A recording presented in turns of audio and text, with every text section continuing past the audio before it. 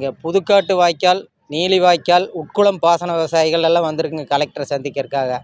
2019 நானா நானிங்கிற ஒரு கட்டுமான நிறுவனத்துக்கு அவங்களுடைய விவசாய பூமிக்கு நீர் கொண்டு வரக்காக வெள்ளிங்கிரி மலை அடிவாரத்துலேருந்து ஒரு கிணத்தை வெட்டி அவருக்கு நீர் கொண்டு வரக்கு ஒரு அனுமதி வாங்கியிருந்தாருங்க. அந்த அனுமதி கொடுத்தது தவறுன்னு சொல்லி நாங்கள் இந்த பாசன விவசாயிகள்லாம் சேர்ந்து ஹைகோர்ட்டில் ஒரு கேஸை போட்டுங்க. அந்த கேஸு எங்களுக்கு சாதகமாக தீர்ப்பாகி அவர் பைப் லைன் எல்லாம் எடுக்க சொல்லி உத்தரவு கொடுத்துருக்காருங்க.